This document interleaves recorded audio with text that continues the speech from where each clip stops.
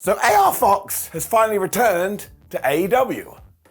Where did he go? Also, hello my friends, and welcome to Ups and Downs for AEW Collision with me, a very tired Simon Miller. Somebody may have only had like 10 hours sleep over the last 7 days, but as Elton John once said, I'm still standing. When I stop recording, I'm just gonna collapse on the floor. Let's up those downs. So yes, AR Fox was back and he was taking on Jay White, and it's actually made sense, because one, Jay White needs some wins before he gets to Full Gear to take on MJF for the world title, and two, well, I told you I was tired. I don't have a two. I'm not sure if I'm meant to look at AR Fox and go, that's the guy that tried to kill Nick Wayne, but I tell you what he did remind us of, he is one of the best flippy-dippy doodah guys there is.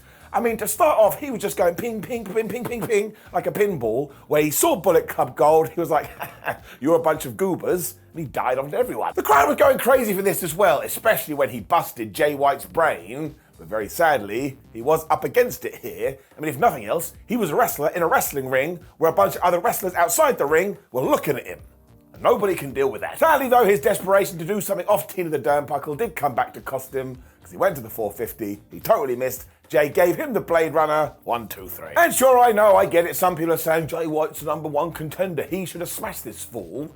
Let's tie it into real sports. Sometimes the team at the top of the league struggles against the team at the bottom of the league, and that's what makes it all so compelling. Amazingly, MJF tried to sneak in after this to retrieve his world title, but he wasn't able to do that because he hadn't done the wrestling maths. We've just talked about this. He is one guy, and Bullet Club Gold is about 92. It also reminded us that Jay White is a thief, and that will tie it into the pay-per-view.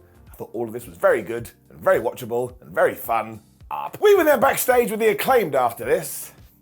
Max Caster is not having a good time, because he had basically been catfished into thinking somebody was MJF celebrating National 69 Day, and he even sent him pictures. Anthony Bones was like, man, you're going to have to stand in the naughty corner, where him and Daddy has told us that next week, the Acclaimed will have held the trio's titles for 69 days.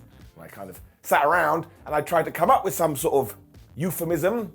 And I remember this is a kid's show, so if you are a child, remember 69 is just a number and nothing else. When we had another squash match for the Guns.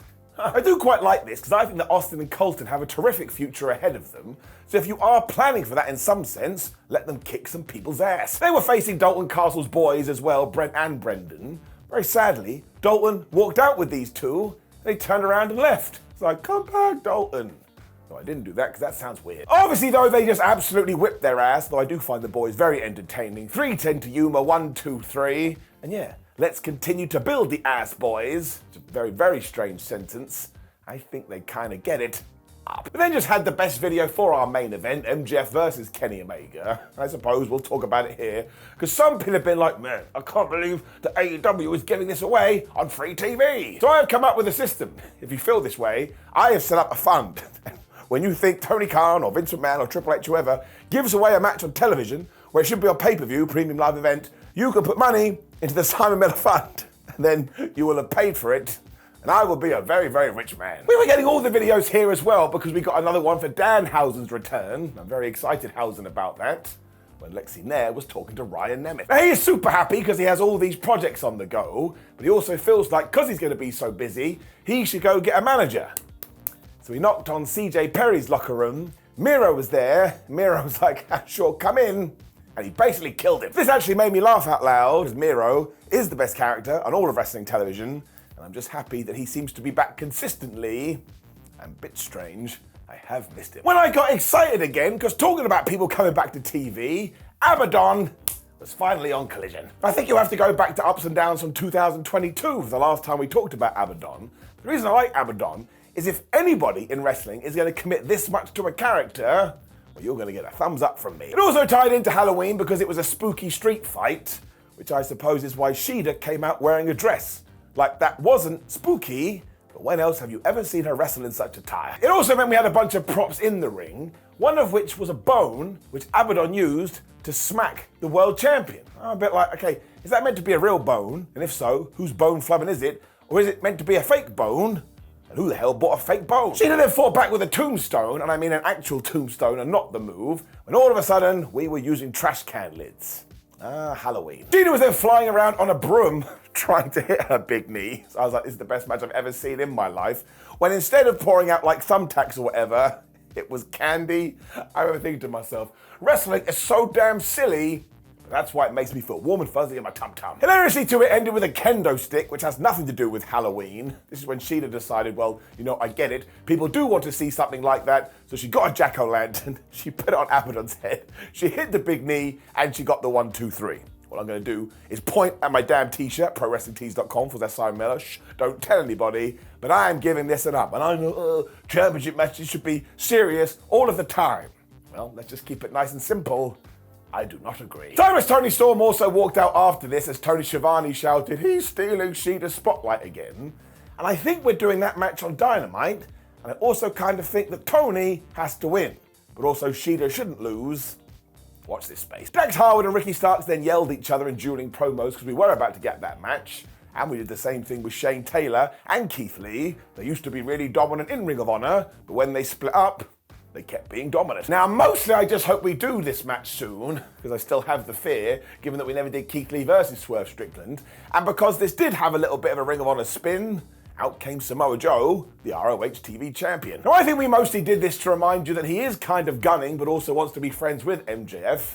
He was taking on Rhett Titus, who, yes, at one point, used to be the Ring of Honor TV champion. Is he now? No, because he kind of got murked. I mean, he did have a little bit of a flurry, but as soon as he fought out of the muscle buster, Samoa Joe was like, all right, and he choked him out with the Coquina clutch, where he went, see ya, pal, and he left. At one point, too, Rhett also went for the ultimate comeback move of 2023, the crossbody, and Samoa Joe noped him and walked off, so he is just the best. And at this juncture, I'm more than happy to say that I do believe he is all time. I love Samoa Joe. When QTV was back. Good. It was mostly Harley Cameron promising a brand new music video. That last one they did was pretty damn good. When QT was all like, I am the Latin America AAA champion, and given that there are a bunch of luchadors here in an AEW, I challenge them all. And this does work for me because Martial is way better than people give him credit for, and what he said is also factually true. There are a bunch of luchadors, let's put them in some matches. When we either got sad news, or we're being flubbing worked. Now I'm going to err on the side of caution here, because we were told that Bryan Danielson actually did suffer an orbital bone injury on Dynamite. He's going to need surgery, and he'll be out till the end of the year. So in case it is true, all the positive vibes for him sounds horrible. Now a small part of me thinks this may actually tie into Wrestle Kingdom, because of course Okada is part responsible for this, and the last time those two fought, Danielson broke his arm, which is when Claudio was here, and he was like, man, I hate you, Okada, and I especially hate you, Orange Cassidy, because you punched Bryan right in the face, and now look what you did. It does mean that we are getting Claudio Castagnoli versus Orange Cassidy for the international title come Wednesday, and that is going to be absolute fire, as was Ricky Starks versus Dax Harwood. Just a good old solid wrestling match. Now the House of Black continues to be mischievous here, because just before they were going to get going, the lights went out, and when they came back on, there were the House of Black. I mean, imagine this happened in real life. Oh, hey, John, thanks so much for coming. Oh, for goodness sake, use the doorbell. None of this phased Starks, though, and he was able to get out of the way of a diving headbutt when he hit the leg drop. Plus, he went to the aisleway, and he gave Dax a suplex on that damn thing. I was like, man, that felt kind of unnecessary. Dax must feed on pain, though, because all of a sudden, he was firing back with his superplex when he hit this DDT brainbuster combo, and he got the 1-2-ooh. Well, I kind of bought it. Ricky then hit R2 to dodge, meaning Harwood went into the corner. But Dax is like, nah, screw that. He hit the pile driver, and the ref went 1, and the ref went 2, and Big Bill just pulled Dax out of the ring, and apparently this was totally fine and nobody cared. By the time he got back in the ring too, he had been distracted, so Ricky Starks hit a pile driver on his own, and he got the 1-2-3. So look, I'm just going to say this. It was a really good match. These two are such good pro wrestlers, and I love them both, so they are going to get an up. That finish. It was too silly. Even for me, you can't argue it. It's a down. It also then went totally nuts because the lights went out again and Julia Hart was here, and she was kind of pulling the strings almost as if she was the leader of the House of Black, which was kind of cool. And when all of these guys were getting into it, all of a sudden, Roosh and his kidnapped buddies arrived. So we just had a big old brawl. I do have to say that the Faccion, Ingobernable, I can't pronounce that word, did look like absolute badasses here. I don't know, it's something to do with Rush. He does look like he's gonna kill you. So it just means as well that we continue to have multiple programs with multiple people so we can cross the streams. Once again, when this was done, I was like, that was so fun. That's why I watch wrestling, damn it, to have fun. Next thing there was then asking Andrade about CJ Perry. And Andrade was all like, that's business. And even though I'm a businessman, I don't want to talk about business. And then he walked off. and I fell on the floor. Lexi also went and found Chris Statlander, Willow Nightingale, and Sky Blue. And out of all of this, because Chris was like, listen, you guys, you just need to be friends again. Of course, Sky Blue is slowly turning to the dark side. She's like, no, I don't want to. They're also putting the blame on Julia Hart, because she was the one that went and spat mist right into her face. So this kind of feels like that eventually Sky will turn, and then given that Julia is back on TV, you can do those two taking on Chris and Willow. And yeah, I actually think that's pretty good. They deserve more story time. This could be it. And then Claudio murdered Tracy Williams. Why not? So there was 2 squash matches again on Collision, but this time they broke it up so it didn't feel too bad. And once again, we were just warming Claudio up here for his international title match against Orange Cassidy, and he won with an uppercut. This made me so happy. Ricky Starks winning with power drivers, Claudio winning with uppercuts. Wrestling needs to do more of this. Then you never know what move could get the W. Also, more importantly, Claudio is finally being used as a major player. Remember how long we asked for that in WWE? It's a long ass time. Up. We then saw MJF and Kenny Omega getting ready for their match, which just gave it such big time feels. But before that, we got more story. What? Because Samoa Joe found MJF and he was all like, hey, don't forget I do want to kick your ass and win that championship, but also I'm happy to be your buddy when you need a friend, and if you need assistance tonight, maybe just say my name.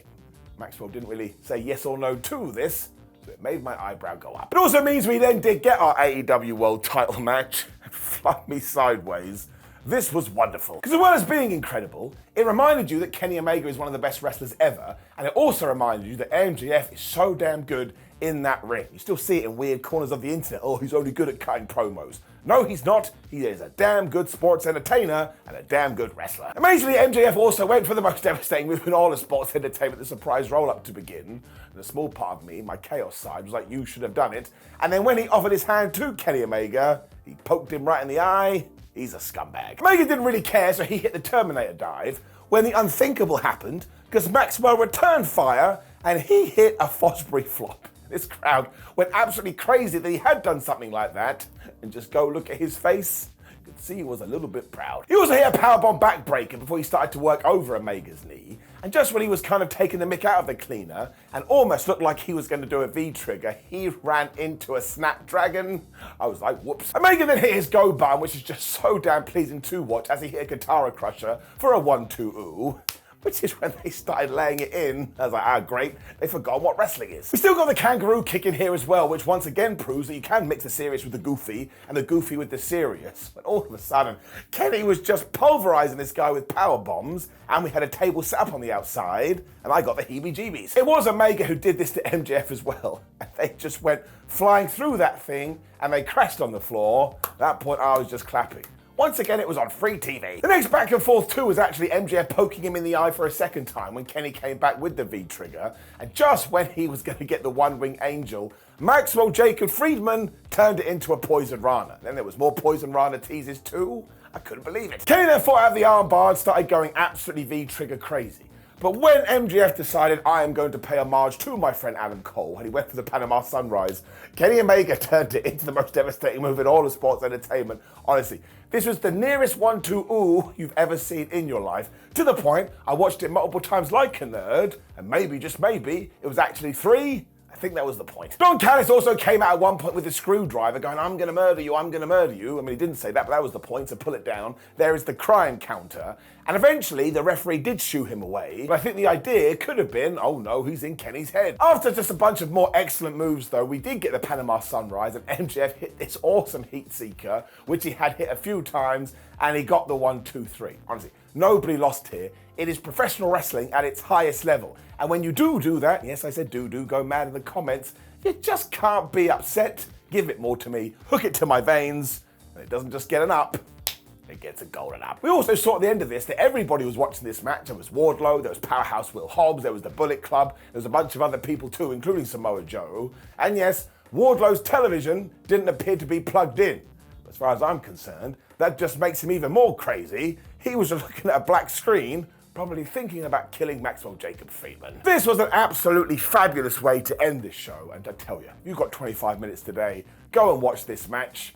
I don't actually think it could have been better, and I feel very pleased that I got to see it. Overall, The show is getting it up. Now, please do leave a comment below and let me know what you thought about last night's or Saturday night's AEW Collision. Like the video, share the video, subscribe. Ups and Downs for Smack It Down is right there. Please do give it a click. Go to whatculture.com. Follow us on social media. Now I can sleep. It's not true. There's so much wrestling this week. Why does it never end? It will kill me, I guess. Or it's a war. Somebody book back on pay-per-view, premium live event. Don't know what I'm talking about. Goodbye.